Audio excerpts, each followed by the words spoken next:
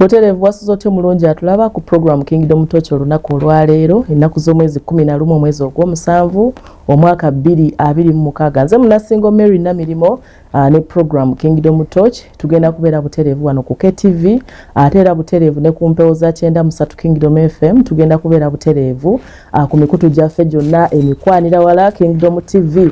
Mu program Kingdom Touch olunaku olwaleero tugenda kusinga kukuba touch mu kulonda kw'ebyalo okubindabinda okw'abasentebe b'ebyalo n'obukiiko bw'abakyala ku byalo. Yensonga gye tugenda okukubako touch olunaku olwaleero era nga tugenda kutambulira ddala ne ssentebe w'akakiiko k'ebyokulonda mu ggwanga omulamuzi Simon Byabakama yatuuse dda agenda tulambululira enteekateeka zonna nga bwe ziyimiridde, mitendera ki egigenda okuyitwamu, mateeka ki agagenda okugobererwa, abaffe enteekateeka y'okuwandiisa eyakomekkereza olunaku olwajjo yatambudde etya n'ebirala ebigwa mu kkowe eryo.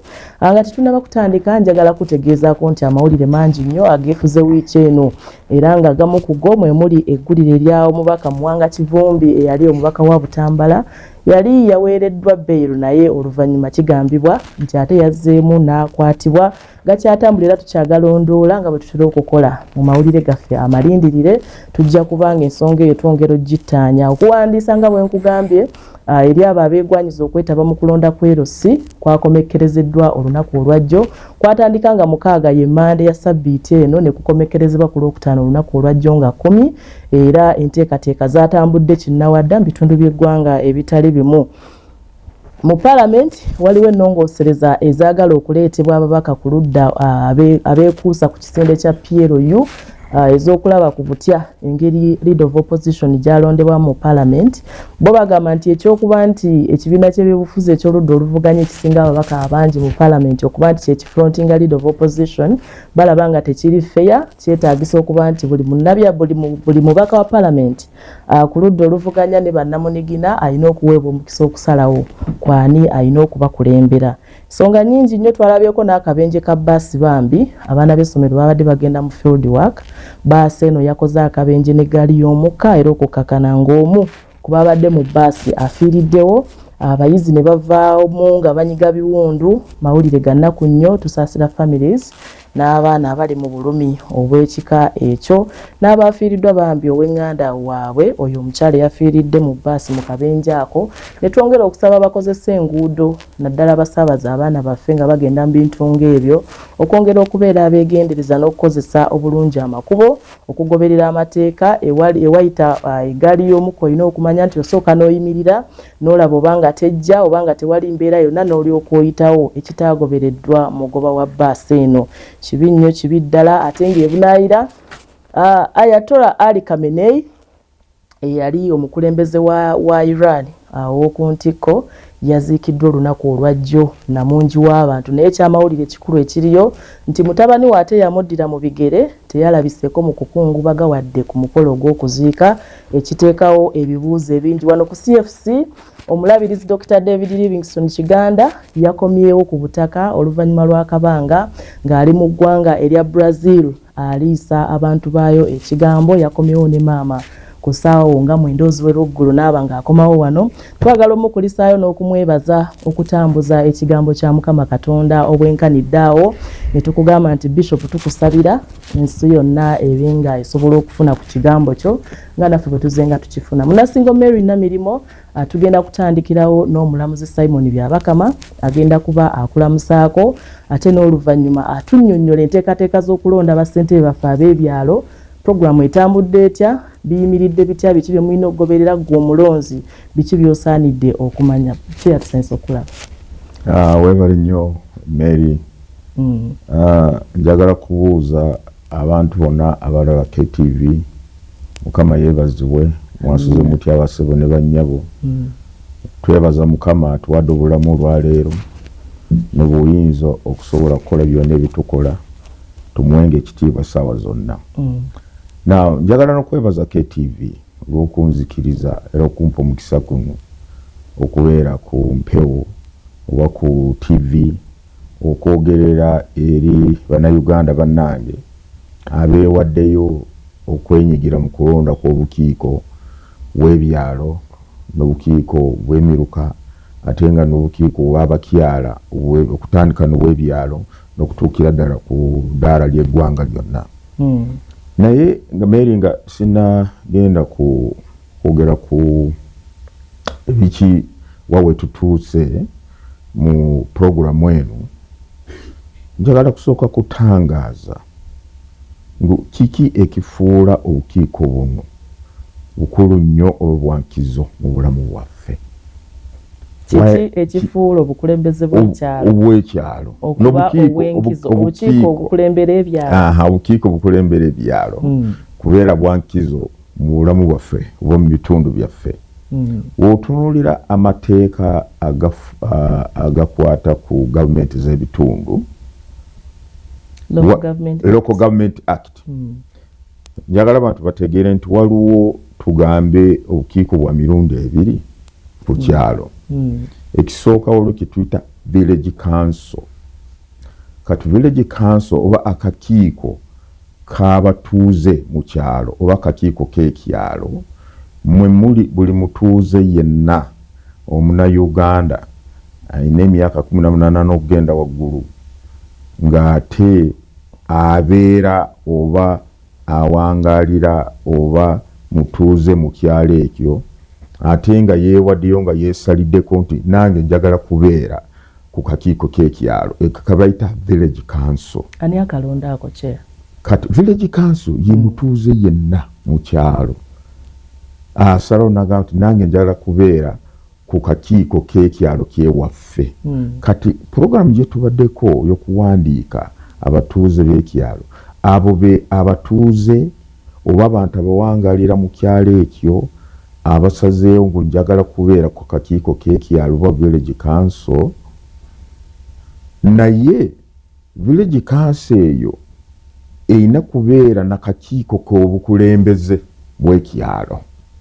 Si council ekulembera ekyalo, wabeera kakiiko k'ekyalo ke tuyita mu lufuutifuuti village executive committee, ke kabeeramu abakulembeze ab'ekyalo nga bakulemberwa chairperson. Njagala nkinyonnyole. Waliwo village council, waliwo ne village committee. Village committee yeetwako abakulembeze abatwala ekyalo. Akakiiko akalonde. Kati village council ya buli mutuuze ku kyalo aweze emyaka 18 n'okudda waggulu ng'ali mu register y'ekyalo, ng'asazeewo nga yeeyagalidde nti njagala kubeera ku kakiiko k'ekyalo. I want to be a member of the village council. Akabeera katya? Akagenda katya kwewandiisa mu register? Eno kawufu puroguramu gye tubaddeko okuva ku balaza paka olunaku lwajjo nti buli muntu yenna asazeewo kyeyagalire nti njagala kubeera ku kakiiko kaffe k'ekyalo village council, kwe kuwandiisa mu register.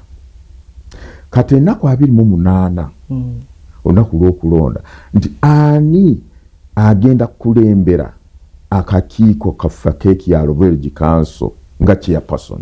Wanga tulonda muntu omu chairperson.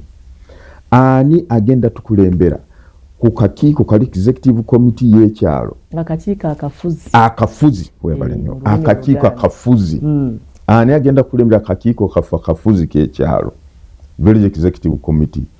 Kati chairperson yagenda kulondwa nga ennaku 28. Naye baani bamulonda? Abano bamemba ba village council. Webale. Abamulonda be ba member ba village council abeewandiisa mu register. Kati abo olunaku lw'okulonda be bagenda kusimba ennyiriri abeewandiisizza be bagenda kusimba ennyiriri ng'abalonzi. Ekyokubiri, ani agenda kwesimbawo ku bwa chairman oba chairperson? Agenda kwesimbawo ku bwa chairperson ye omu oba omuntu yenna omutuuze w'ekyalo ate ng'ali mu register y'ekyalo. Tugende mpola kyeya. Agenda okwesimba ku bwa ssentebe bw'ekyalo. Ebimu ku bisaanyizo by'alina okuba nabyo, ekisooka alina kubeera mutuuze ku kyalo ekyo, alina okubeera mu register y'ekyalo. Yes. Alina kubeera Muna-Uganda. Alina kubeera Muna-Uganda. Ate emyaka 18 n'okweyongera waggulu. Kati oyo agenda kwesimbawo. Bw'obanga toli mu register, yadde oyina endangamuntu yo eraga nti oli munnayuganda naye ekyalo kyekini wobeera kyekiri kundanga muntu yo naye nga tewatwala eddaala lyokwewandiisa mu register tojja kwesimbawo tojja kulonda. Kati kyeyo okwewandiisa kwawedde wakyaliwo opportunity y'omuntu okugenda mu register eno wakiri ku mutendera gw'okutimba enkalala? Nedda nnyo. Omutendera gw'okutimba enkalala ate ekyo kigendererwa kirala. That's a different purpose. Ekigendererwa kiri nti one ekisooka nze Mary ddala mu register wendi wenyewandiisa okubeera erinnya lyange likyalimu mu register wenyewandiisa juzi wano ku Lwokusatu weriri oba nedda. Ekyokubiri naye buli ali mu register y'ekyalo kyewaffe ddala mutuuze oyinza okubamu abatali batuuze. Ekyokusatu neddala buli muntu ali mu register alina emyaka 18 n'okwengera waggulu oba bawandiisizaamu n'abaana abato. Ekyokusatu naye ddala Kisenyi wano tulina abantu bange batali bannayuganda. Buli muntu ali mu register munnayuganda. Kati buvunaanyizibwa bwo ng'omutuuze ng'ennaku 13 ennaku 14 balaza ku Lwokubiri wiiki ejja genda ku kifo kyewewandiisizaamu ojja kusanga aba officer baffe ba village election officer nga balina register ezo zennyini. Oli wa ddembe okukwata register ogibikule oyite mu mannya okakase nti ddala register ntuufu nti bonna abalimu basaana okubeeramu. Waawo omuntu yenna w'omanyi tasaana okubeeramu wajja kubaawo fomu oga nti ono si munnayuganda muliraana wange kuwandiika n'olaga nti ono gundi si munnayuganda mumanyi apangisa mu nnyumba yange wali naye ava banyi tulina abantu bangi wano mu Kisenyi bava mu bitundu bingi bya Africa bava mu bitundu bingi by'ensi ono mumuggyemu kati oteekako erinnya eryo ku foomu eyo n'okakasa n'erinnya lyo nti weriri. Kati foomu eyo village election officer agenda giweereza wa parish election officer. Kati ako parish tutaddewo akakiiko akagenda kutunula mu kwemulugunya kwonna okuvudde mu byalo ebiri mu parish wa mu luko ogwo. Okujjamu amannya ago tekuli automatic? Nedda, si not automatic. Nedda. Tikiri automatic. Tutaddeko ke tuyita parish committee egenda okutunula okwekennenya nti okwemulugunya kuno okuvudde ku Mengo Hill Road kukwata ku muntu ono ddala kituufu oba si kituufu. Then abagenda katuulako parish election officer w'omuluka yagenda kulembera kakiiko kano nga mulimu n'aba village election officers bagenda kutunula mu nsonga mu byalo bo babeera abatuuze babamanyi. Abatuuze babeera babamanyi. Kakati awo bagenda kukozesa ndowooza omuntu yenna bwe bawandiise kyandyetaaze tujja kuteekako enkola tujja kubategeeza abantu kati Mary anaamanya atya nti erinnya lye baalitaddeko ka question mark nga akabuuzo nti Mary si mutuuze, Mary si munnayuganda, Mary tanaweza myaka 18. Tugenda kuba tutegeeza abantu nti kiri automatic nti bwe bamala kuteekako erinnya lye ababakama ku foomu balisazaamu nedda. Naye badde ndi ku kiki bufuula bwankiso obukiiko buno. Why are they important? Ekisooka butunulira amateeka etteeka liri twogeddeko ligamba to assist in the maintenance of law, order and security. Okuyamba mu kukwasa amateeka n'okukuuma emirembe mu kyalo kyewammwe. Bebakulira security. Mulimu gunene nnyo. Ne bakwatagana n'ebitongole bya security bayambako ebitongole by'okwerinda. Nabantu wangi wano tulinawo ensonga bweti. Kakati tulabye ku TV n'osanga nti abakozi b'ebintu ebikyamu oba bamenyi b'amateeka bagenda ne bapangisa ennyumba mu kitundu ng'abantu tebamanyi basiiba omu beekwese kironga bagenda bakola emirimu ey'okubba kutulugunya abantu kutogomya abantu ne bakomawo ekiro n'omunyago gwabwe.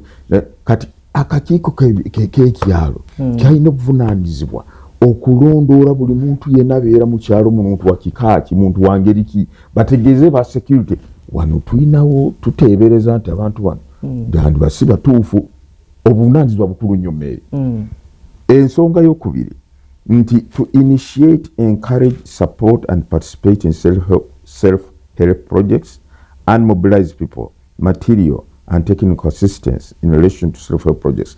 Okutandikawo ng'ekyalo okutandikawo okuteeka amaanyi ate n'okukunga abantu okwenyigira mu bulungi bwansi kubanga olwo ebintu bitukwatako omukifo ky'okubeera saawa zonna gavumenti tusabe tuyambe naye nammwe mwekolemu mulimu oyinza okusanga nti kinnya kitandise okubaluka mu luguudo lwammwe nammwe mukisobola wakiri muleeteko ku butakataka nimubikako mpaka KCCA bwenejja neetereza ekkubo osanga abantu ne bakwata kasasiro ne batandika omusuulasuula yonna babakole kati ndola Kisenyi juzi onyabadde wali ku Mengo Hill Village amakubo bagakola bagalongoosa naye kakati nosanga abantu bakasusemu kasasiro ekifo kibadde kiyonjo abantu lwaki tukolemu mulimo ne tugamba nti bannange muje nga abatuuze b'ekyalo tukole olukungaana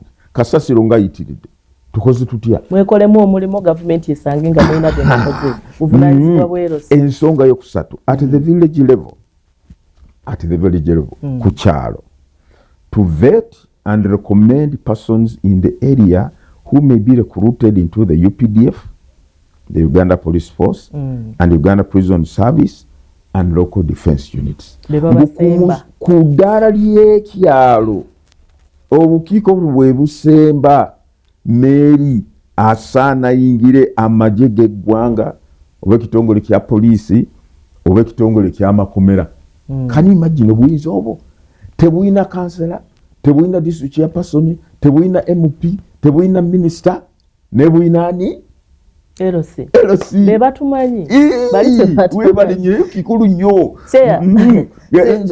njagala kulonda tumaleyo kale mbale njagala tusooke tugendeko mu kuwumulamu tugenda kudda twongereza okwo tugenda kuwumulamu katono tukomawo n'ekitundu kyaffe ekyokubiri ssaawa esooka nze Munasingo Mary Namirimu tovaawo butereevu kulikayo nnyo mu kuwumulamu program Kingdom Mutoki tukyagenda maaso nayo wano ku KTV atuli butereevu 93 Kingdom FM tukyalina omulamuzi Simon Byabakama ssentebe w'akakiiko k'ebyokulonda mu ggwanga ayongera otulambika ku nsonga nga bwe zigenda okutambula ez'okulonda bassentebe b'ebyalo n'obukiiko bw'abakyala ku byalo n'emitendera emirala egiddako nkyali Munasingo Mary Namirimo nebaza nnyo mwenna abatulaba abatugobera ku KTV abatuwuliriza ku 93 abali ku Kingdom Media app nga gwe tugoberera ku simu yo ku mutimbagano naawe tukusanyukirako nnyo nnyini ddala gendayo ku Facebook tuli butereevu oteekeyo ekibuuzo kyo komenti yo oba ekirowoozo kyo ku nsonga zonna naddala ku mulamwa gwe tuliko ogw'okulonda obukulembeze bw'ebyalo njagala kujjukizako olukuŋŋaana lw'obuweereza wano ku CFC olwa Annual Ministers Conference olw'omulundi ogwa31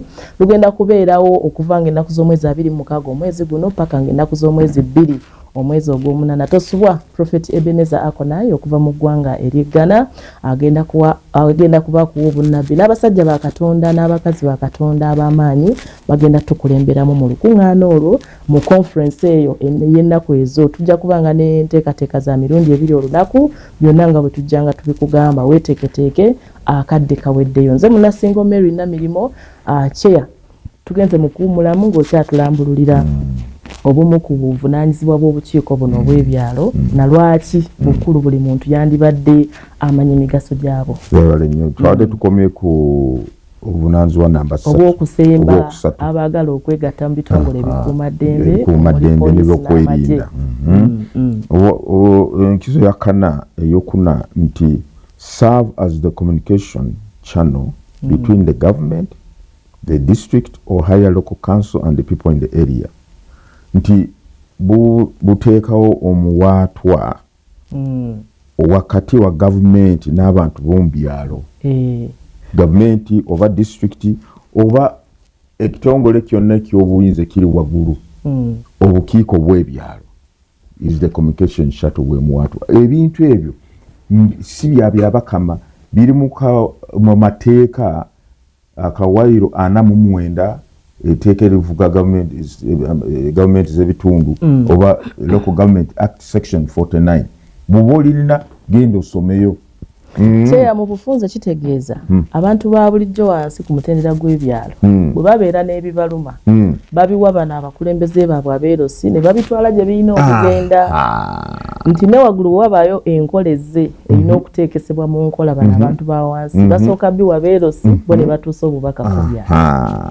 Then ensonga y'okutaano nga babikola general anti twagala bamanye babadde tebabikoze obuyinza babadde tebabukozesa obukiiko bw'ebyalo bubadde tebukozesa obuyinza bwe balina mu mateeka so nga tebwabaweebwa naye twagala ku mulundi guno nti obukiiko obunaateekebwa obunaalondebwa okukulembera ebyalo bamanye ddala nti kiki kye tulina okukola obuyinza bwaffe buli luddawa omugaso gwaffe eri bitundu byaffe guluwa. Ensonga y'okutaano generally monitor the administration in its area and report to the higher district council.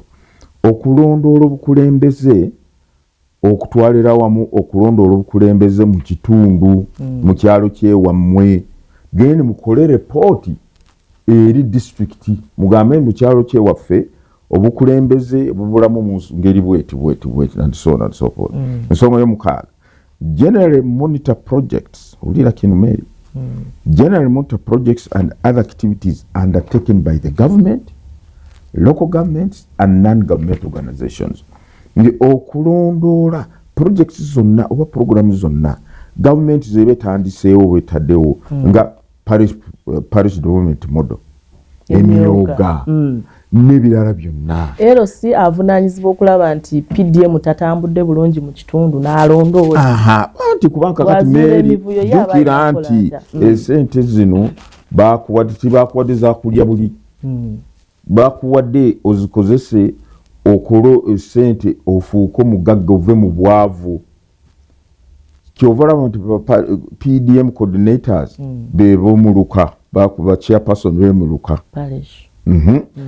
Naye kakati twagala kumanya Mary bakuwa akakadde kamu okakozeemu ki weekubako nfuufu oba wagenda n'ogula smartphone oba kiki okakozeemu ki chairman olukiiko lwe balina obuyinza obugendako mu malwaliro bwebale nnyo era mbadde genda mu malwaliro bo nga amalwaliro gali mu byalo teri ddwaliro litali mu kyalo LC kakati mutigezeko kutegeera eddagala ku mulundi guno gavumenti lyesindise basindise eddagala lyenkanaki naye wano abasawo bali bameka abakozi bali bameka mu ddwaliro lino mugendeyo ssaawa 3 ku makya mugende mulabe eddala abakozi abo bwe bali mu ddwaliro oba nedda ogwammwe gwekola repooti twagenze mu ddwaliro lino twasanze abalwadde bonna bali awo teri naasi teri musawo bonna teri muntu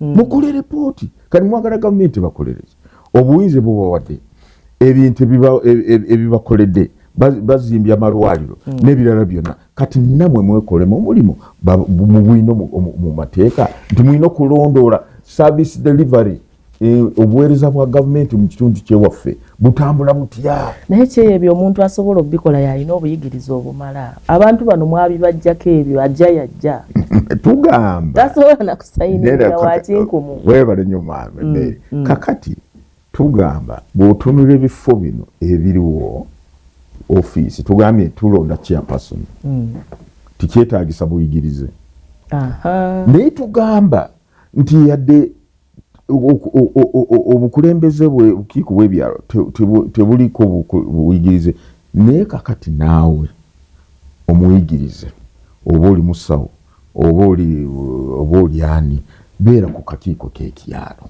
weewaawo wadde toli chairperson naye bayinza okulonda obeere vice chairperson bayinza okulonda obeere general secretary omuwandiisi wakakiiko ate jjukira buli kintu kyemukola buli lukiiko lwemukola mulina okubeera na minutes kati omuntu kyetaaga mubeere na secretary amanyi okuwandiika bwe mba mulina okuwandikira district chairperson kubanga otunulirawo kawiro kagamba nti mulina okutegeeza district functions of administrative unit council nti obuyinza wakakiiko kwekyalo konna abatuuze b'ekyalo bonna sigala kakulembeze nti to draw the attention of the district chairperson, the chief administrative officer and assistant chief administrative officer at the county level or the chief of the parish level to any matter that rouses their concern or interest. Ngokutegeeza kaawo chief administrative officer oba district chairperson oba assistant kaawo oba omukulembeze w'omuluka nti waliwo ensonga mu kyalo kyewaffe wano kati okukola ekyo wadde tetwetaaga bayigirize naye n'abakulembeze abamu muteekemu abasomye abalina obuyigirize babayambeko kukola ripooti era ekifo ekimu ekiri ku kakiiko kano waliwo ekya Secretary for Production and Environmental Protection kuma butonde katulina mulanga banange tutonono butonde banange tumutu kati obutonde bwonna buli mbyalo kakati mwa bakakiiko bana bayingirira obutonde ntobaze nebirala mwe muli ludawo obuyinza mu buyina LC mwe buyina mutegeeze district ya person oba mutegeeze nema oba ani ntowange wano wala bayingidde ki muntobaze nema tevangayo kulamba ntobazi zaayo weziyitaawo oba oli awo nabo entobaze beera ntobaze entobaze kati siba yatondebwa Katonda ntobaze eyo katono nnyo ku nsonga y'abakulembeze abataasoma tolanga waliwo era n'obuzibu ssentebe okubanga tasobola kintu kyonna wadde kusoma wadde kuwandiika naye ng'ate ku lukiiko lw'alinako abaasoma nga tewasoma nga kizibu okukulembera abaasoma okukola nabo wano nga gwe basinga anti kakati omanyi bwemubeera n'ekigendererwa kimu ssentebe ono yandibaddeko education qualification. Yes, anti amateeka bagaba amateeka gaba amateeka gagamba ebyobuyigirize tebyetaagisa naye tugamba bwemba mugamba nti twagala ekyalo kyaffe kiganyulwemu mu kakiiko kano emirimu gy'akakiiko kano ketulonze twagala tubeereko nabayigirize kubanga bebasobola okulondoola ebintu bino bebasobola kukola ripooti bebasobola okumanya nti oba ddagala mutuula kakati sekulu tatuula ye yekka n'agamba ti kankole ripooti bweti batuula nga kakiiko nga executive committee ne bagamba nti ku nsonga eno tulabye ensonga eno juzi twagenda mu ddwaliro lyaffe netusanga ensonga bweti katukole ripooti nga tutegeeza ani oba kaawo oba district chairperson nti waliwo ensonga bwe tetwasanzeyo eddagala nakati naye batugamba nti baleeta eddagala lirazeewa kata ripooti singa ezo ziyinza okuleeta abantu okutandika ebitongole bya gavumenti okulondoola ddala kiki ekigenda ababeera ba whistleblower kitegere nabo tugamba nti obukiiko buno bukulu nnyo kakati nga tutuuka ku nsonga okwewandiisa twakumaze lunaku lwajjo kyeya katono nnyo bantu ki abalina okubeera mu regisita z'ebyalo zino ezawedde okukolebwa kubanga ku nsonga eyo kwe tugenda okusinziira wano mu kwekenneenya enkalala baani abateereddwamu mu bukyamu ani alina okubeera mu regisita bw'otunuulira amateeka etteeka ligamba nti omuntu ateekwa okubeera mutuuze wa mu kyalo residing in that village who are willing to be members nti ateekwa kubeera mutuuze mu kyalo ekyo ate nga yeesalidde okubeera ku kakiiko yalina okuwandiikibwa. Waliwo incident nti nze nkeera n'enva gyensula nenzija mu kisenyi nensiibawo nenvaawo kiro era nina kwewandiisiza eri gyensula oba eno gyemmala obudde obungi. Kakati ekintu ekyo kyafuuse ensonga nkulu nnyo mu bitundu ebisinga obungi naddala mu Kampala. Omanyi Kampala yanjawulo. It is a unique case nga bwe tugamba mu Fuutfuut. Yanjawulo lwa nsonga nti abantu bwe banga sisobezza abantu nga 9 ku 100 ababeera wakati mu Kampala tebasula mu Kampala. Tebasula mu Kampala. Bakolera mu bukolezi. Banyuka ne badda gye basula. Kakati ensonga eyo bw'otunulira etteeka nga bweri etteeka terirondoola residence kitegeeza ki? Etteeka terirondoola etteeka likwata gavumenti z'ebitundu oba ssemateeka oba etteeka erirala teri erirondoola ngu residence kitegeeza ki obutuuze kyekirwa naye ekooti yagezaako okufutaafuta residence kitegeeza ki kitegeeza nti omuntu ordinary waatera okubeera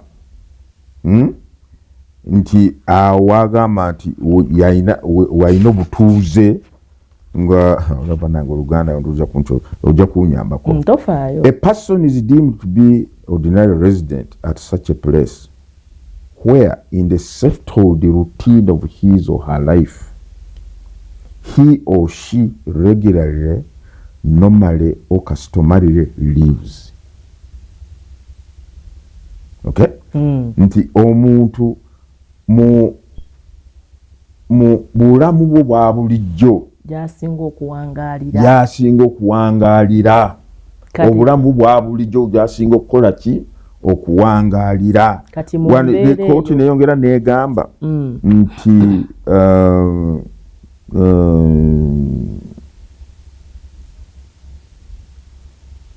it is determined by the degree to which a person in mind and fact settles into or maintains or centralizes his or her ordinary mode of living with its accessories in social relations, interests and conveniences at or in the place in question. Kwegamba ate kooti neyongera negamba nti tujja kugezaako obifutafuta all that is required for a residence to be one's ordinary residence is the individual's purpose of living where he or she does. There must be a sufficient degree of continuity to enable it to be properly to be described as settled. Wateekwa kubeera mberi tali wano lunaku lumu n'abulawo wateekwa kubeerawo akaseera aka buli lunaku abeera mu kifo ekyo kyetwayise wali wasinga okuwangaalira mu kisenyi gyenkeera nvaayo kiro gyensula ngendayo kiro. Kakati netugamba nti etteeka ligamba nti where one resides etteeka oti weligamba naye tuukizudde nti n'abachairperson mu bitundu ebimu mu Kampala abaliwo kati tebasula mu byalo ebyo tebasula mu Kampala bakolera mu bukolezi naye ate ekyalo bwe bakolera kiina kakiiko k'ekyalo kiina akakiiko k'abakulembeze okitegere kakati awo wabaddewo obutakkaanya banagamba nti kati ani asaana kubeera mu register fene tugamba tutandikire mu mateeka residence kyekiki kooti yakifutaafuta etya gigamba nti wateekwa kubeerawo some level of continuity nti tozze buzi kaseera buseera ati n'obulawo n'omala wiiki 3 nga tolabiseeko n'omala omwezi naye obeerawo buli kaseera gy'obeera butuuze. Kakati ne batugamba kakati ffe tuva mu byalo byewaffe wetusula oba Nansana oba Kyengera saawa 11 nenyingira wano va ku Mande kumakya matulutulu nvaawo saawa 4 z'ekiro saawa 3 z'ekiro ebifo gyensula simanyire bigenda mu maaso obimanya kitono ozimanyi n'ebyawano wabaawo ensonga yonna ekwata ku nga bwe baali bakola oluguudo wano ndo baali batandika program y'okola enguudo ndowooza baasooka ne batuuza abatuuze tekyaliwo kityo kati abatuuze batuula bwe baluwa of course abasiibamu kati naffe nga kakiiko naye tusanga okusoomoozebwa nti kakati bw'onoogamba nti abantu ebitundu nga bino by'ekisenyi abajja ne basiiba muno kuva wali omwami yagamize emyaka 2 ngimaze wano mu kisenyi wano emaali yange eri wano mu kisenyi wano bw'otunula abantu ekisenyi nga kisenyi n'ebitundu ebiranga Gaba bw'otunula batali bannayuganda bali mu bitundu abapangisa amayumba ate tebakirizwa kubeera mu bukiiko. Kati okusoomooza okuliwo nti abaana abeera mu bukiiko buno obw'omu Kisenyi n'ebitundu ebirala abantu gye bakolera be baluwa. Bw'osinziira mu mateeka ani ayina a continuous existence mu kitundu muno, ani ayina ekintu ekimufuula nti ddala mu kifo kino ayinamu obutuuze.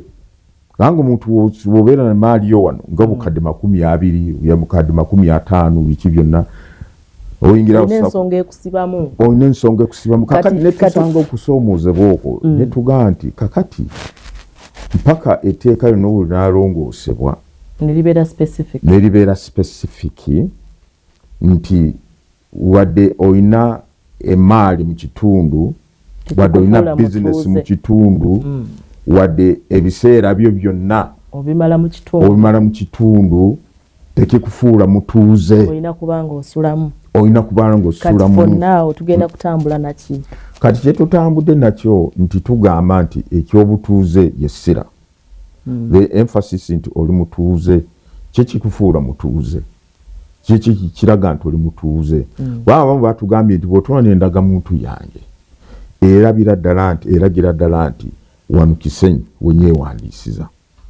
Ate saamala gava wantu nyewandiisiza Kisenyi, wabula wano Kisenyi wenyina obutuuze, wenkolera ebintu byange, wenyina bizinesi yange, waliwo ne bazimba ebizimbe muno. Si kyekyo wadde bya commercial nga simwasula ajja kukirizibwa okulondera. Netugaa nti ekintu ekyo tetwagala kuleetawo, kubanga waliwo abadde bagambe kati kino kiyinza okutaataaganya puroguramu y'okuwandiisa balonzi. Waliwo abadde bagambe bagala kwekalakaasa. Kusetwiramu nange nembagamba nange muleme kwekalakaasa. Bintu byo bya kwekalakaasa. Tuwanze tusooke tutegeere wanaabaawo omuntu yenna abatuuze bwe bagamba, kubanga nekintu ky'okusunsulamu ani mutuuze atali mutuuze mu register ani agenda kikola? Abatuuze batuuze bennyini be bagenda kikola. Nolwekyo naffe ne tubagamba nti kati tuleke kumixinga ebintu, tuleme gatta ebintu, tukole kimu ku kimu. Buli kintu, buli puroguramu erina ebiseera byakyo. Ku mulundi guno katusooke tuwandiise buli muntu yenna agamba nti mutuuze mu kyalo mu kitundu. Essaawa y'okusunsulamu ani mutuuze n'ani atali mutuuze, ebiseera bigenda kujja ennaku 13 n'ennaku 14. Naye ne tugamba nti kintu ekyetaagisa ate okuleetawo akacyankalano oba okweraliikirira oba abantu okusalawo nti tugenda biyisaamu eggaali. Nedda bintu si byakuyisaamu eggaali, kubanga buno bukulembeze bukulu nnyo. Eyo ensonga ntono nnyo. Omuntu wanaagamba nti balwaki bagambye nze siri mutuuze, genda mu kakiiko kali ka parishi olage obutuuze bwo. Ke kagenda okusunsulamu ddala Mary ali mu regisita asaana beeremu oba nedda. Kyeyasina bakutegeera. Oganje kutegeera. Abantu no byonna obinnyonnyodde mbitegedde. Naye kyenkyabuuza akakuntu kanaakange we kakyali. Abantu abeewandiisiriza mu bitundu mwe batasula naye nga bawangaaliramu ebiseera biwanvu. Tugeze nga akoleramu nnyo essaawa ezisinga azimala eyo. Baba bakkirizibwa amateeka okubeera mu register. Such that abantu baleme kubuzaabuzibwa wali ku kutimba enkalala nti gwe bakuteekamu naye tolina woosula ojja buzikoleramu. Kakati ekintu ekyo nga bwe tunyonyodde nga okusinziira nga kooti bwekirambika nti obutuuze walina okubeerawo engeri y'obuwangaazi. Mu bufunze beewandiisa baba batuufu beewandiisizza. Okitegeera. Naye n'ekirala n'ensonga ey'okubiri tulina okumanya nti bwe weewandiisiza wano mu Kisenyi ate todda gy'osula nayo neweewandiisa. Naye ate n'ogendayo ddo n'olonderayo ddi, kubanga okulonda kugenda kubeera ku ssaawa y'emu. Kuno kulonda ku buluwe byalo tekulinga kuli ssaawa yonna, ssaawa 2 Mary ng'ajja akola kabululu ng'agenda, byabakama ng'ajja ssaawa 4 ng'akuba agenda, Musoka ng'ajja ssaawa 5 ng'agenda. Kati ku mulundi guno mwenna mulina okubeerawo mu budde bwe bumu. Ebyalo birondera kumu. Kubanga omuntu atali mu layini tebagenda mumubala. Omuntu era okujja n'ogamba nti kakati nze nyatuuse dda wano mwandabye nze nja kulonda gundi ngenze. Nedda. olina kubeera mu line balina okubala okubala nti okubya akalulu okubala nti olonze gundi ng'oli mu line. Kale kati kyeya tugenda kuwummulamu naye briefly mbadde nsaba otangaze ku nsonga yo nationality. Waliwo be nabaddemu wano mu Kisenyi nga bava tebamanyi na Somalia naye nga Basomali naye babazaalidde kuno bawangalidde ku batuuze babeera Bannayuganda in that case. Kakati ekikukakasa nti oli Munnayuganda mu nkola eriwo kati yenanga mu national ID. Bwe baba balina national ID batuuze. Okay. Kale tugenda kuwummulamu tukomawo n'essaawa yaffe ey'okubiri program Kingdom Torch tukyagenda maaso nayo tutunuulidde ensonga z'okuteekateeka okulonda kw'ebyalo n'obukiiko bw'abakyala. Tukyalina omulamuzi Simon Byabakama ssentebe w'akakiiko k'ebyokulonda mu ggwanga tovaawo. Nsize mutyeyo ekibiiro kyange ku ekikendeeyo wa ssentebe mwami Simon Byabakama kigamba nti bachairman banaabalangirira nga ku olwo lwennyini oba bijja kuddamu ate birangirirwa eri waggulu banaavaawo ku olwo nga babalangiridde akakiiko kaabwe. Nsigadde nze Tumuhairwe Jonas Namugoga Nsaggu Nakawuka Road. Ate era buno obubaka nsaba omuweereza waffe olwaleero Mary Namirimu Munnasingo era obugabaneko ne bannansi oba abawuliriza ab'enjawulo. Waliwo enteekateeka ez'okukola ki okukyusa mu nnonda erondebwamu akulira ab'oludda oluvuganya. Sikiwakanya ekyo kirungi bo nga bo ab'oludda oluvuganya beerondere n'abakulira ekyo kirungi naye wano nsaba abakulembeze bonna abali ku ludda oluvuganya naddala ababaka ba paliyamenti nti akaseera kano nga bali mu kukyusakyusaamu omuweereza waffe Namirimu Munnasingo we bali kutuweereza nze Mubiru Last Fighter of Africa omuwandiisi w'ebitabo nsanyuse nnyo okubanga otuleetedde omukulu oyo Simon Byabakama okututangazaamu mu nsonga naddala ekwataganaku n'abeerusi oba okulonda kw'erusi.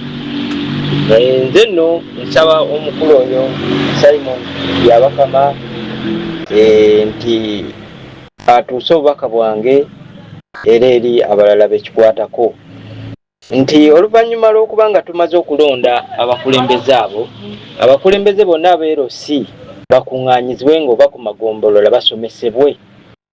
Omukulembeze asaanidde kubeera ati omukulembeze ow'ekyalo kubanga basinga obungi bamanyi bya mabaluwa ani ayagala ebbaluwa ani atunda ebyo bwe bityo basinga okutegeera naye ensonga nti omutuuze abaddeko ensonga gy'abatwalidde nga tekwataganako n'ebyo tebagitwala nga kikulu kale nga beetaagisibwa okusomesebwa batuukirize kibayita obukulembeze balimenga kubeeranga mu ofiisi wokka. Nze kennyini mu Last Fighter nnyinako oweerosi esigenda kwogera namukubira akasimu nga nali ndabye omutuuze ayiye ebisaaniiko mu kkubo ate tewaali wala nnyo kale n'erosi nti oba kyali kisobola okutwala obudde obuwanvu ne mukubira akasimu ne mugamba nti waliwo wano omuntu bw'ati ne bw'ati ayiye wano ebisasiro ku kkubo wandibadde oba osobodde okujja jangu omugamba abijjewo oba tosobodde tuma owa difensi. Omuweereza waffe Mary Namirimu we bali kutuweereza n'okutuleetera omukulu oyo Simon Byabakama akulira akakiiko ak'ebyokulonda. Amannya gange nze Mubiru Last Fighter of Africa omuwandiisi w'ebitabo.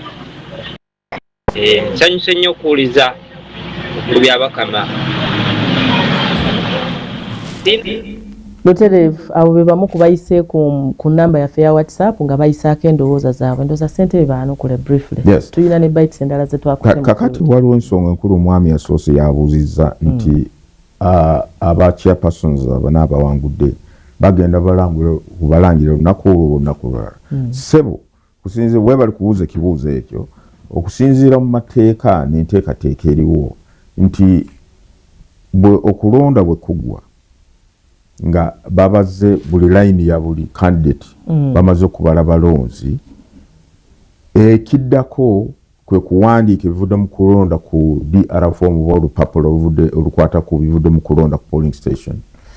Ekyokubiri abatuuze ng'okulonda kuwedde temuvaawo mubeerewaawo kankiddemu bwe mumala kulonda nebivudde mu kulonda bimaze okulangirirwa temuvaawo mu kifo lwa nsonga nti ekiddako chairman omulonde wamaze okulangirira kati agenda kulonda kabineti ye bali abantu 7 ajja kulonda vice chairperson ajja kulonda secretary general secretary ajja kulonda secretary wa information education mobilization agenda kulonda secretary for security wa secretary for defense ajja kulonda secretary for finance o byensimbi ajja kulonda secretary for production and environment protection ng'amulonda mummwe abatuuze b'ekyalo abaliwo si gundi ali mu ddwaliro naye nyandyagadde abeere vice chairperson wange naye ali mu ddwaliro nenna omuntu agenda kulondebwa alina okubeerawo ate mu mulimu gwammwe mukulu nnyo mwe mugenda okukakasa chairperson muntu gw'aba alonze ku kifo kyonna mwe mulina omukakasa nga mulaga emikono ngutukkiriza mulina obuyinza ogamba nti oyo tetumukkiriza alonze meeri mumala okulonda ne balangirira ssentebe tovaawo linda balonde abakulembeze abalala linda ssentebe alonde abakulembeze bali 6 abagenda kukola nabo ku kakiiko mwe mulina okukakasa omuntu aba alonze oyo agwanidde oyo nedda tagwanidde bwe mumugaana alina okulondayo mulala naye omuntu oyo bwalonda abantu balonda balina okuva mummwe ab'ekyalo waliwo ssentebe yaŋŋambye nti bo kati balonda dda n'enkiiko zaabwe batya bwempitamu bwenakuwadde kino naawe temuliimu abantu b'ekyalo be bakakasa abatuuze b'ekyalo be bakakasa abatuuze bakava okulonda gwe oba batakulonze nabatakulonze balina okukakasa okiregedde tekugamba nti londa abantu bano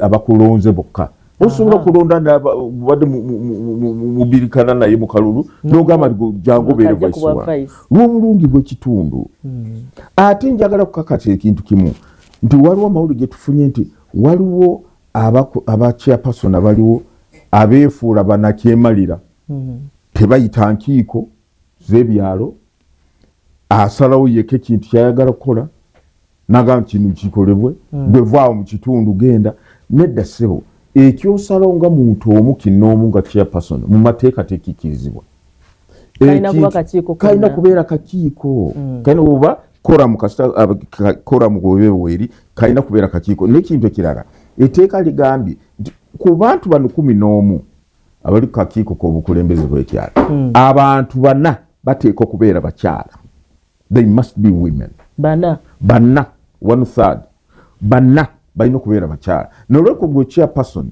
wanaaba alonze bw'obanga olonda abantu bagenda kubeera ku kakiiko ko mu bifo ebyo 6 abantu abana balina already tulina omukyalo omu owabakyala oyo omu kati 3 chairperson ateekwa kulonda abakyala 3 kwekuweza abana bayinza n'okuba 7 naye tebalina kukawansi w'abana naye oyinza okusanga nti bino ebifo bino ebirala ebitagenda kulondebwa nga chairperson obukiiko akakiiko k'abavubuka ku kyalo naye abeera ku kakiiko kano aka LC1 naye yalondebwa mu kulonda kano kwakagwa okubeera mukulembeze w'abavubuka ku kyalo kakati automatically ajja butereevu ku kakiiko kano ka LC1 ne kubeerako chairperson owa abantu abaliko bulemu eyalondebwa juzi wano ajja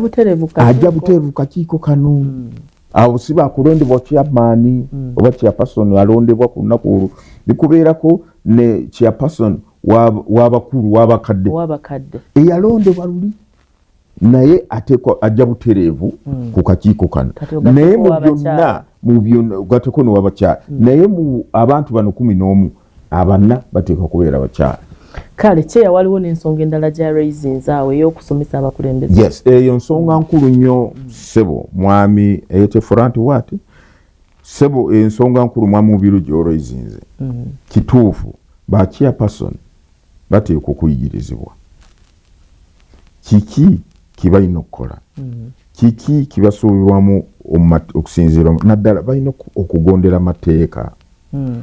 Abantu badde beemulugunya nnyo ku ba chairperson abamu si bonna engeri gye badde bakwatamu emirimu gyabwe engeri gye badde beeyisaamu muli baddembe kati okulonda chairperson mutuufu ate nekira kyenjagala kutangaza kintu kimu etteeka ligamba nti member chairperson oba omuntu yenna wa executive committee y'ekyalo asobola okugibwa mu ofiisi singa abakoze kimu ku bino abuse of office tukivunule okozesa obubi office ekyokubi corruption manya nti nkozeseza bubi office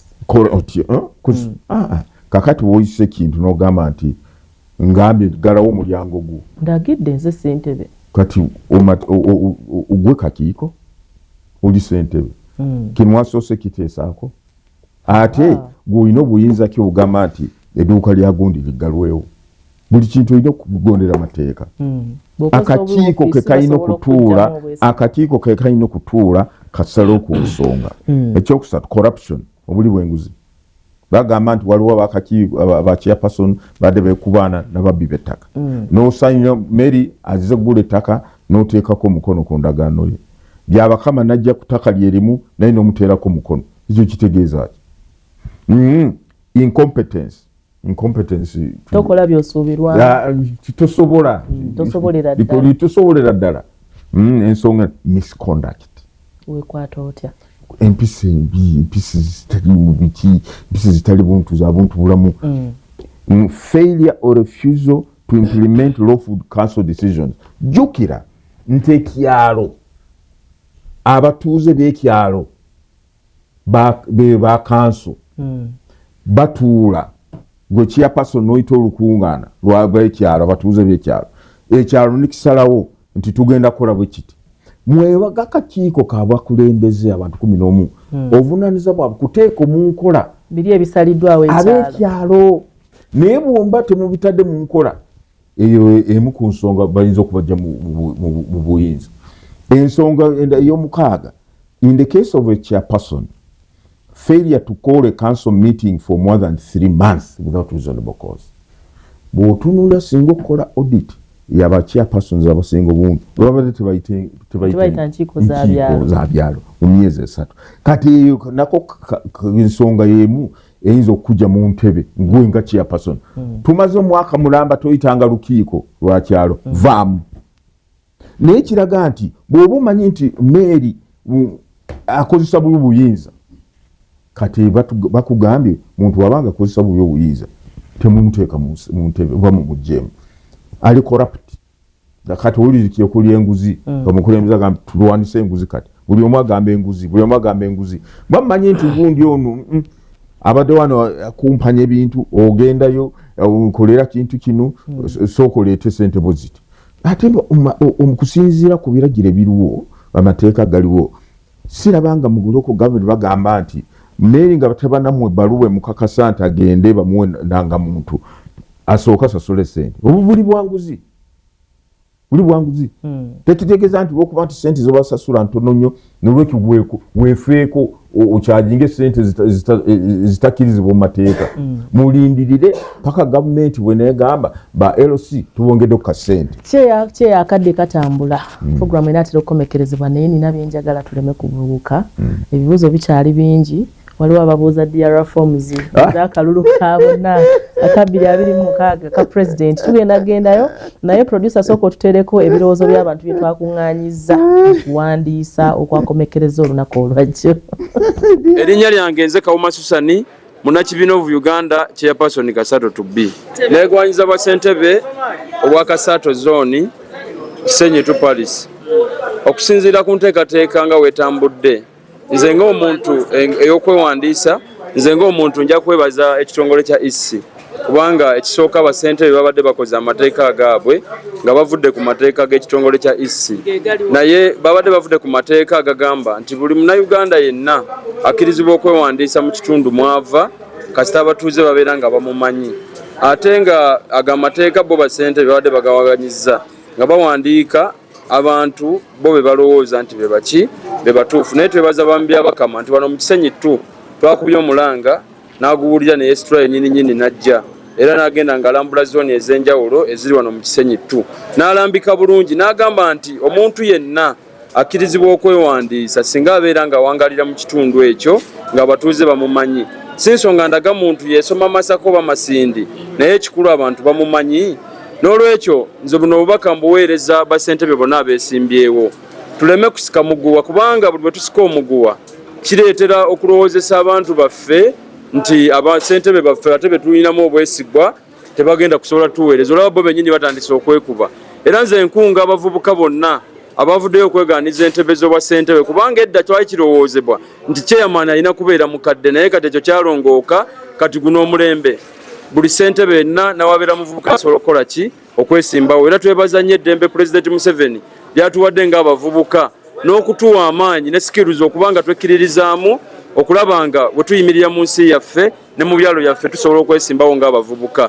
Ekibuuzo kye nnina eri akakiiko k'ebyokulonda nze naalibadde mbabuuza nti okusinziira ku mbeera eriwo n'ebigenda mu maaso olwaleero bo balina nteekateeka ki okulaba nga security eri tight gulugulu kubanga kano akalulu kagenda kubeeramu omuliro era bwe kiteegenderezebwe bayinza okulaba nga waliwo okufa okunene nnyo n'okuyiwa omusaayi olw'ensonga kano akalulu ka kyalo abantu balonda omuntu oyo gwe bakkiririzaamu ddala kati ekibuuzo kyange eri ekitongole kya EAC balina nteekateeka ki ku bya security okulaba nga abantu abagenda okuba akalulu bali seefu. Amanya eyeesimbyeyo obwa chairman Kasato zone era nebaza nnyo mukulu chairman byabakama enteekateeka eno kubanga abachairman ababaddeko ku bukulembeze badde beefuula ekizibu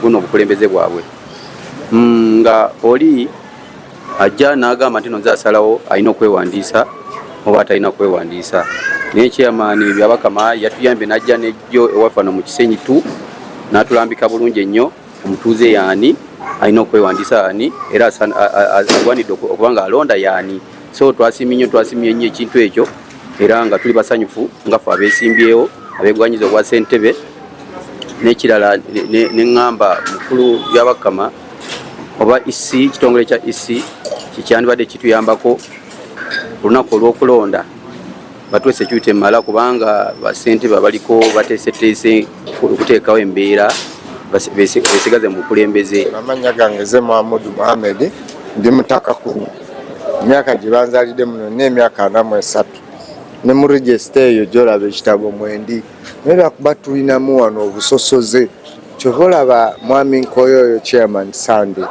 awangadde naffe awangadde n'abayindi awangadde n'abakyotala awangadde n'abakongo awangadde n'amawanga mangi kyekiriwo kyetulwanisa so byamakama mbadde nkubuuza Electoral Commission tubadde tugisaba koolwo olunaku eweereze abakugu baayo bajje ku touchline balabe ekigenda mu maaso lwakuba ffe tuli bangi tuzaaliddwa kuno tulina passport tulina enangamuntu ne mu register mwendi naye tulinamu abantu bana bazze balinamu obusosoze abo Basomali bakola n'Abanyankole biki ebyo so ebintu ng'ebyo tubirwanisa nnyo okulaba nga embeera ng'ezo tetukola ki anti kakati ngaffe tetwazaalibwa Somalia tetumanyi ye Somalia tuli bataka kuno mu Kisenyi wanu Kasato tetulabangako Somalia abakadde baffe bajja mu Kyende. Mutereevu kadde ke katusalako n'endowooza zibadde mpitirivu ddala abantu balina ebibuuzo byabwe bingi nnyo Lord Kyandowooza osoko yanukule kwabo bambe kanziremu concern ya security yes ekiralo oyo mu Somali talabanga Somalia bamuzalidde kuno naye asafuna okusosolebwa bambi kansoke ne kibuzo ko mwami Muhammad kwegamba nti tumanyi nti waliwo bantu bangi mu ggwanga lyaffe lya Uganda ensibiko yaabwe mawanga gebweru naye bwe bajja wano oba bazadde baabwe bajja wano mu Uganda ne bazaalibwa muno bakulidde muno ate ssemateeka kirambika bulungi nti citizenship yeki obuna Uganda obufuna otya kati ffe tugamba ku kalulu kano ekikulaga kikukakasa nti oli muna Uganda olina endangamuntu oba nira omwami oyo yamuwa endangamuntu kitegeeza nti muna Uganda kati mususula waki lwaki mumususula mu Somali background ye bajjabe bali Somali basoma naye akugambye nziri muna Uganda era bankakasa ate jjukira nti ogenda kufuna endangamuntu eyo wayitanga mu mitendera ekukakasa nti ddala ono tugenda nga tetunamuwa ndangamuntu muna Uganda oba nedda naye mwami bw'abanga alina endangamuntu kitegeeza muna Uganda ate oyinza okusanga bannange batunga abo basobola okuweereza n'okusinga ffe ddala bayifuula ngu tuli bana Uganda ddala okitegeera naye temusosola muntu yenna okuggyako omuntu tutagenda kukkiriza kwenyigira mu kalulu kano oyo atayina endangamuntu emukakasa nti muna Uganda naye oyinza okuba nti wazaalibwa wano ekyaddondo wano oba wano e Masaka wano naye tolina ndangamuntu tetusobola kukakasa nti oli muna Uganda wadde oyogera Oluganda bulungi oba Lunyoro oba Lukyoli tetukakasa nti oli muna Uganda leeta ndangamuntu yo kakati yo ku security mwebale nnyo mu ensonga ya security eba nange nkulu nnyo abaaliwo mu kalulu ka 12-18 akalulu ka Erosion mwala bitundu mukyaliwo masasi tiyagasi biki ng'abantu akavuyo kali awo kutangana kwerere naye tubadde ekisooka tusaba nti buli bantu mu byalo oba mu kyalo kye tuli tukuume emirembe ffenga bannansi kubanga twagala kulonda akakiiko kaffe twagala kulonda abakulembeze baffe ffe tusooka kwekolamu omulimu kubanga n'akavuyo ani ate aleetawo kavuyo mbuzi zaffe nkoko zaffe ffe k'abantu ekyokusatu nga bwe nyagambye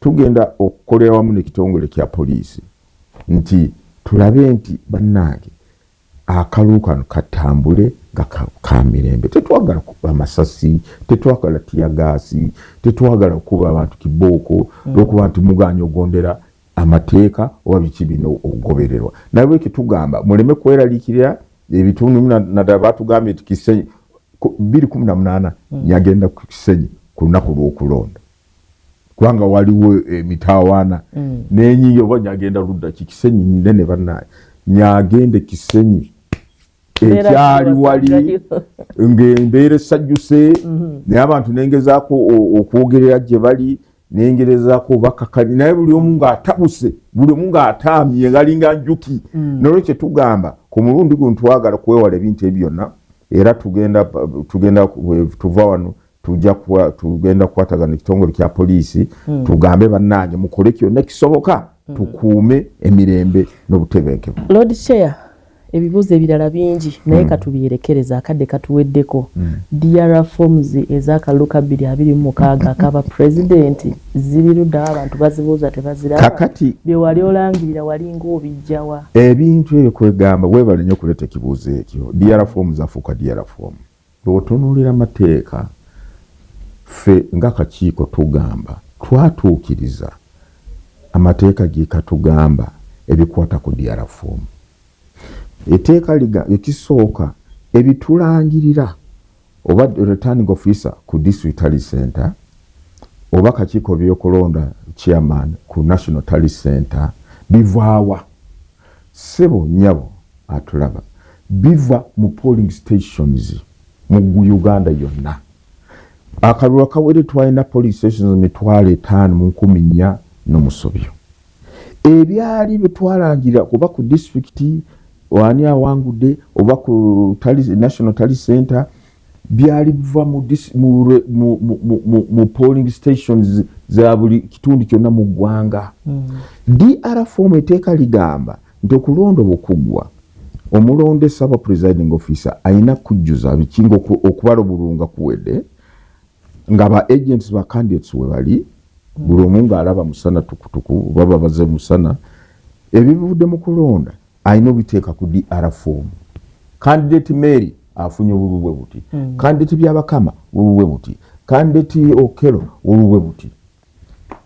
Kakati nga ba agents we bali ekyo bwekigwa ba agents balina kuteekako mukono ku DR form nga bakakasa yes byonna bivudde mu kulonda bakkiriziganya nabyo. Etteeka ligamba nti presiding officer ayina kuwa buli candidate DR form ayina okugimuwa ng'agiweereza ani agent bw'aba candidate yataddeko agents polling station ebyo byonna twabituukiriza twazibawa ate nga bazibuuza ati munange nange nyebuuza banjinga Byabakama banjagaza ki twaziba buli candidate eyayina ba agents ku buli polling stations kiri muteeka sigamba nti kakiiko ebyokulonda ndowooza bambi Mary katumuwe nedda kiragiro kigamba nti buli candidate ateekwa kuweebwa DR form twazibawa. Now ekiraga nti tubawa DR form simanyi wali oyingideko mu kituyita by election kubanga ffenna bwe tubeera kakiiko tubeera juzi twali Kalangala twali Kikuube bwe tutuukira kulangirira returning officer watuukira okulangirira ebivudde mu kulonda polling station zonna awo ku tally center emirundi egisinga obungi omanya abeerawo kandi tawangudde yabeerawo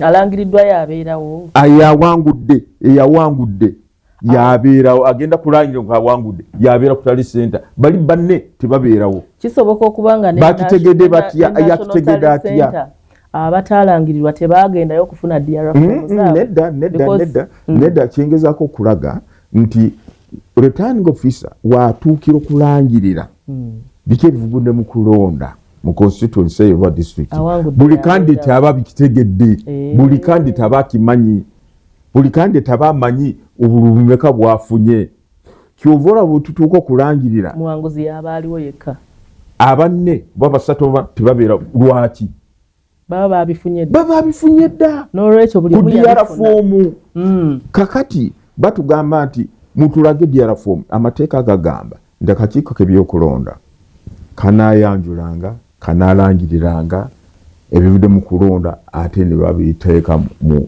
mu gazeeti twalangirira ng'ennaku 17 twalangira ebyali bivudde mu kulonda wali Elubowa ne tulaga president gundi candidate gundi afunye bulubwe buti candidate gundi afunye bulubwe buti ebintu bitwalanga biva mu DR forms buli candidate zalinako kopi nga zijja kuba agents be ne tugamba nti bw'oba ogamba nti Byabakama byalangira si bituufu tebikwatagana ne DR forms endina dukira mu kooti genda mu kooti era abatali bamativu baagenda ekibuuzo ekisembayo ogenda kusiibula kyeya waliwo abuuza kankiyiseewo ayinza okundaba obulala Honorable Kyagulanyi asobola okuwangula President Museveni mu kalulu ak'amazima n'obwenkanya kakati gundi Mary abalonzi be basalawo abalonzi bwe bagamba nti obubululu bwaffe tubuwadde Kyagulanyi ku polling station eno yawangudde nawale ffenna tukuŋŋaanya oba candidate yenna oba Kyagulanyi oba Mugisha Muntu oba ani oba Katumba Oye oba ani yenna aba yeesimbyewo abalonzi ne bagamba nti obululu bwaffe tubuwadde gundi ffe nga kakiiko tukola ogwaffe okulangirira biki abalonzi bye basazeewo kitulangire kakati ffe era oba tubuuze kibuuze kitugamba ffe tulangirira obululu ani abufuna obululu bungi ate ffe bwe tuba munange batutunulira tetutunulira ngu buno bululu bwani bwagundi katubukwate bwe tutunulira obululu buno buvudde wano polling station bumeka ono alina bumeka ono alina bumeka kati bw'obugatta wamu ani awangudde kati kyetulangirira abasebo bannyabo kiveeri bannayuganda abagenda ku polling stations ne basimba nyiriri ne balonda ffe ne tubigata ne tulangirira ekyo mbasaba muleke kumbanja DR form twazibwa ba candidates bazirina oli yali atamatidde yali waddembe ogenda mu kooti era abayagala bagenda abatayagala bamatira waliwo n'enjogera yeyawangula si yafuga ndowooza eyo si ntuufu kyeyasiibula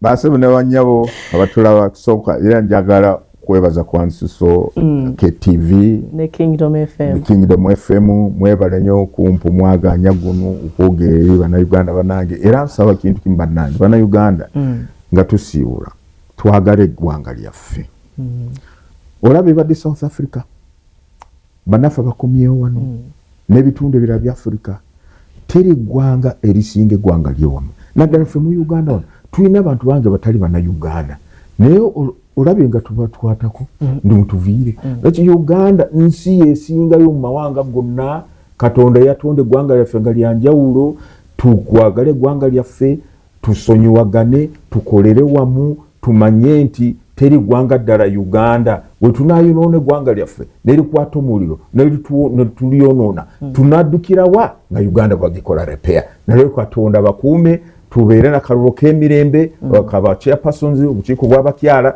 lw'obulungi luganda lyaffe n'ebitundu byaffe. Bishop Kiganda akutumidde abaddeko. Bishop mukwano gwange njagala okwebaza taata webale nnyo webale ddala webale kuweereza webale kutambuza enjiri ya Mukama e Brazil Mukama yebale kukulisaayo obulungi nsuubira nti biseera bitali byawala tujja kusinkana webale obuweereza buno webale okutuwa omukisa g'akakiiko ebyokulonda okuwulira enjiri yaffe eri abantu. Kale tuyanza akadde k'otuwadde abatulabye okuva gye twatandikidde n'abatuwuliriza ku 93 mwebale nnyo mwebalire ddala badde Munasingo Mary Namirimo mwenna abaweereza endowooza zammwe ne zitasomebwa mu tusonyiwe naye Lord Chair tuzimuwadde agenda zitunulamu mujja kuba ensonga zammwe zikolebwako ku 93 Kingdom FM mwebale tuwuliriza abawadde endowooza zammwe ku WhatsApp abayise ku Facebook mwenna tubeebazizza nnyo tubeebaliza ddala tetusobodde kukwata masimu olw'ensonga y'akadde kuba ebibuuzo tubadde na bingi nnyo musibe bulungi mweraba.